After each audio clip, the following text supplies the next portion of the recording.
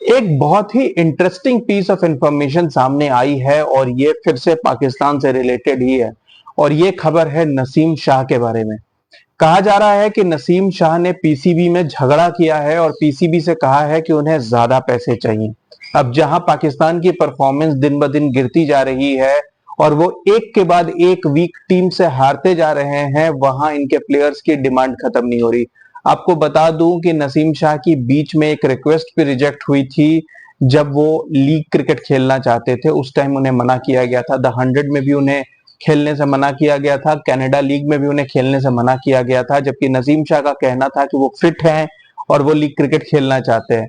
अब नसीम शाह ने पीसीबी से झगड़ा किया है और कहा है कि मैं अगर इतना इंपॉर्टेंट क्रिकेटर हूं तो मुझे ग्रेड बी में क्यों रखा जा रहा है जहां सिर्फ 30 लाख एनुअल सैलरी है।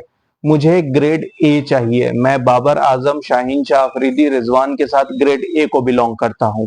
और कहा जा रहा है कि मोहम्मद यूसुफ, जिन्होंने ये लिस्ट बनाई थी, जिन्होंने फाइनल कंफर्मेशन दी थी कि कौन सा प्लेयर किस ग्रेड में आना चाहिए, उन्होंने नसीम शाह से इस बात के लिए झगड़ा किया। कहा जाता है कि नसीम शाह को जब फाइनल लिस्ट मिली, हालांकि अभी ऑफिशियली सेंट्रल कॉन्ट्रैक्ट बाहर नहीं आया है, तो नसीम शाह ने जेसन गिलेस्पी से बात की और पूछा कि उनकी टीम में क्या वैल्यू है। तो जेसन गिलेस्पी ने बताया कि भाई आप टीम के सबसे इंपॉर्टेंट बॉलर्स में से हैं, आप सारे फॉर्मेट खेलते हैं, you are precious to us. तो नसीम शाह ने जेसन गिलेस्पी से अपना दुख बताया कि उन्हें ग्रेड बी दिया जा रहा है। तो जेसन गिलेस्पी ने सजेस्ट किया कि आप पीसीबी से बात करो और मेरा सपोर्ट आपके लिए है। तो नसीम शाह ने जेसन गिलेस्पी की बात सुनकर पीसीबी में बात की और बोला कि भाई कोच जेसन गिलेस्पी मेरे साथ हैं और उनका भी यही मानना है कि मुझे ग्रेड ए कॉन्ट्रैक्ट मिलना चाहिए। तो पीसीबी ऑफिशियल्स ने कहा कि अगर मोहम्मद यूसुफ तैयार हैं तो हम सोच सकते हैं। लेकिन मोहम्मद यूसुफ ने बोला कि अभी आपका एक्सपीरियंस इतना नहीं है, लास्ट सीजन भी आप काफी टाइम इंजर्ड थे, तो अभी आपको इस सीजन ग्रेड बी के साथ खेलना होगा। कहा जाता है कि यह बात नसीम शाह को पसंद नहीं आई और मोहम्मद यूसुफ के साथ उनका काफी बड़ा झगड़ा हो गया, जिसके बाद मोहम्मद यूसुफ ने अपने पोस्ट से रिजाइन कर दिया। आपको याद हो कि लास्ट वीक मोहम्मद यूसुफ ने रिजाइन किया था। मैंने उसके ऊपर वीडियो इसलिए नहीं बनाया क्योंकि उस टाइम पे ऊपर ऊपर की खबरें थी और मुझे पता था कि पीसीबी में कोई भी बात छिपके नहीं रह सकती, बाद में कुछ रियल रीजन आएगी तो एक ही बार इस बारे में बात करेंगे। और अब बात खुलकर सामने आ गई है। कहा जाता है कि मोहम्मद यूसुफ ने काफी समझाने की कोशिश की और फिर पीसीबी में भी अपनी बात रखी, लेकिन कहते हैं कि पीसीबी वाले भी यही कह रहे थे कि नहीं, नसीम की बात सही है। तो ये बात मोहम्मद यूसुफ ने एज ए पर्सनल इंसल्ट ले ली। उन्हें लगा कि अगर मुझे कोई पोस्ट दी गई है तो उसकी रिस्पेक्ट होनी चाहिए, उस बात को रखना चाहिए। और जब वो बात नहीं मानी गई तो मोहम्मद यूसुफ ने रिजाइन कर दिया है। अब ओवरऑल उन्हें क्या ग्रेड दिया जाता है ये कहना तो मुश्किल है, क्योंकि सेंट्रल कॉन्ट्रैक्ट की चीजें काफी डिस्क्रीट होती हैं, उसमें बड़े बड़े सारे अप्रूवल लगते हैं। तो जब वो लिस्ट बाहर आएगी तो पता चल जाएगा कि नसीम शाह को किस ग्रेड में रखा गया है। लेकिन यहाँ पे बहुत हैरान करने वाली बात है कि एक ऐसी टीम जो दिन ब दिन नीचे से नीचे जा रही है, जो वर्ल्ड कप में अफगानिस्तान से हारी, फिर जिम्बाब्वे से हारी, फिर आयरलैंड से हारी, यूएसए से हारी या बांग्लादेश से हारी, वैसे बॉलर के पास अभी भी इतना कॉन्फिडेंस है कि वो और पैसे डिमांड कर रहा है और बोर्ड एंटरटेन कर रहा है। क्योंकि आइडियली ऐसे प्लेयर्स के तो पैसे कट जाने चाहिए। नसीम शाह को बहुत बढ़ा चढ़ा के पेश किया गया था बीच में। बाबर आजम ने भी एक इंटरव्यू में कहा था, अरे मैं तो बुमराह से ऊपर नसीम शाह को प्रेफर करूंगा। लेकिन नसीम शाह कुछ भी साबित नहीं कर पाए हैं इतने दिनों में। आपको याद हो कि यूएसए के साथ मैच जो पाकिस्तान हारी हो, आयरलैंड के साथ जो मैच हारी हो, या बांग्लादेश के साथ जो सीरीज हारी है, सब में नसीम शाह मौजूद थे और वो कुछ भी नहीं कर पाए।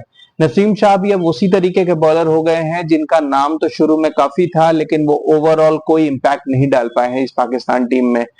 तो अब नसीम शाह ने ये जो पैसों की डिमांड की है, इसके वजह से बोर्ड में जो भी प्रॉब्लम्स चल रही हैं, उसके बाद क्या डिसीजन होता है ये कहना तो मुश्किल है।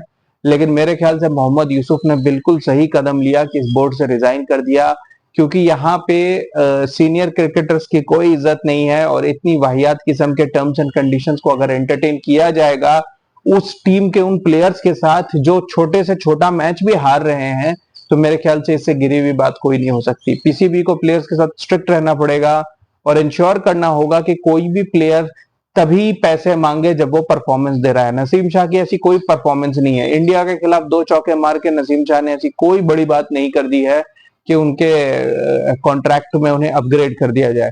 ओवरऑल नसीम शाह का इम्पैक्ट जीरो रहा है इस टीम पे, और जब तक Naseem Shah match winning performances नहीं दे सकते, मेरे ख्याल से उन्हें इतनी डिमांड करनी नहीं चाहिए। और अगर वो डिमांड कर रहे हैं तो मेरे ख्याल से पीसीबी को सीरियसली कंसिडर करना चाहिए कि ऐसे प्लेयर्स को सबक सिखाया जाए जो बिना परफॉर्मेंस के पैसे मांगते हैं और फिर लीग्स के लिए क्रिकेट बोर्ड में तमाशा करते हैं। ये भी एक वजह मानी जा रही है जिसकी वजह से जो कनेक्शन कैंप लगा था, जिसमें 9 क्रिकेटर्स को बुलाया गया था, जिसमें सलमान अली आगा और साइम अयूब जैसे क्रिकेटर थे, लेकिन नसीम शाह नहीं थे। आपको बता दूं कि नसीम शाह इन सबसे ज्यादा एक्सपीरियंस्ड और इंपॉर्टेंट मेंबर हैं, लेकिन तब भी नसीम शाह उस मीटिंग में, उस कनेक्शन कैंप का हिस्सा नहीं थे। इसका साफ साफ मतलब है कि उनका पीसीबी के साथ कुछ झगड़ा चल रहा है। बीच में ये न्यूज आ रही थी कि अरे नहीं, नसीम शाह तो बड़े सीधे साधे हैं, इसलिए उनको नहीं बुलाया गया क्योंकि वो कुछ भी बोल सकते हैं। लेकिन फैक्ट ऑफ द मैटर यही है कि नसीम शाह वहां अपनी नाराजगी की वजह से नहीं गए थे। उन्हें इनवाइट किया गया था या नहीं किया गया था ये तो अलग बात है, लेकिन पीसीबी के साथ उनकी नाराजगी चल रही थी कि उन्हें ग्रेड बी के लिए कंसिडर क्यों किया जा रहा है। अब देखते हैं कि यह ड्रामा आगे जाके क्या रंग लेता है, लेकिन ये हमने रेगुलरली देखने को मिल रहा है कि पाकिस्तान के क्रिकेटर्स अपने एक्स क्रिकेटर्स की रेस्पेक्ट नहीं करते और पीसीबी भी अपने एक्स क्रिकेटर्स की रेस्पेक्ट नहीं करता। Keep watching guys, thank you.